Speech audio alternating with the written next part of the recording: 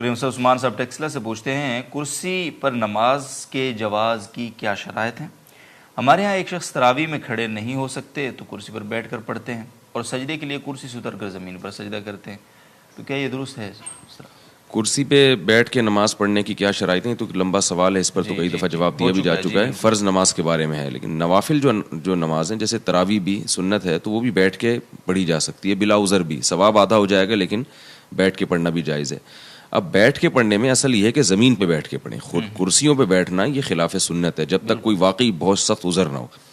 मस्जिदों में कुर्सियों का रिवाज बढ़ता चला जा रहा है, और चर्च और हकीकत है कि अब कुर्सियों के साथ साथ क्या होता है कि मस्जिदों में वो एक तरफ सहन में कुर्सियां जमा होती हैं, उसमें चाय के दौर भी चल रहे होते हैं और बैठे होते हैं, गप्पे मार रहे होते हैं। तो ये कुछ दिनों में अभी सऊदी अरब में आपने देखा होगा कि पहली सफ़ों में बाकायदा टेक लगाने के लिए एक वो लगा दी उन्होंने, यानी जो है ना, वो लोग टेक लगा के पहली सफ़ में बैठते हैं। तो आहिस्ता आहिस्ता ये सब उसी तरफ जा रहा है। तो मस्जिदों की एक सादगी वो भी ख़त्म हो रही है।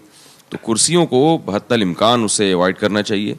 ज़मीन पे बैठ के नमाज़ पढ़ें आप। अगर तरावी भी खड़े होकर पढ़ना मुश्किल है, ज़मीन पे बैठ के। बाज़ लोग कहते हैं घुटने मोड़ना हमारे लिए मुश्किल होता है, तो घुटने सीधे कर लें, क़िबले की तरफ पाँव कर लें, और इसमें कोई गुनाह नहीं है। बाज़ कहते हैं कि हम टेक लगाए बगैर बैठ नहीं सकते, तो फिर ऐसी सूरत में ऐसी कुर्सी रखें जो ज़मीन पे बगैर पाए के होती है। यानी ऐसी वो आती हैं चेयर्स के पाए नहीं होते उसके, आप ज़मीन पे वो रख लें और उसमें टेक लगा लें अगर कमर में कोई मसला है, और पाँव किबले की तरफ फैला लें। जी बिल्कुल। तो ये सुन्नत तरीका है। ये भी नहीं होता तो फिर आखिरी दर्जे में कुर्सी है। लेकिन हम देखते हैं कि ज़रा सा कोई किसी के साथ मसला हुआ और वो एक कुर्सी उठा के ले आता है, और कुछ दिनों में अब देखें आप सोफे आएंगे मस्जिदों में, तो ये होने वाला है। फिर मेज़ें भी आएंगी, फिर उनके ये जो है फिर वो फिर मेज़ों पे टांग रख के बैठेंगे। यानी कुर्सी होगी, सामने मेज़ होगी, उस पर टांग रख के लोग बैठे होंगे, जैसे दफ्तरों में होता है। और ये हो रहा है आहिस्ता आहिस्ता। नाज़रीन मोहतरम, मैं एक बात आपसे अर्ज़ करूं कि कल ही मैं सोच रहा था, हमारे यहाँ बहुत ही एक अजीम बुज़ुर्ग हैं, हमारे इदारे में होते हैं, और शेखुल इस्लाम शेखुल अरब वल आजम हज़रत मौलाना हुसैन अहमद मदनी रहमतुल्लाह अलैह के शागिर्द हैं। बड़े पुराना ज़ाहिर है उनका सिलसिला, काफ़ी 90 से तो ऊपर उम्र होगी।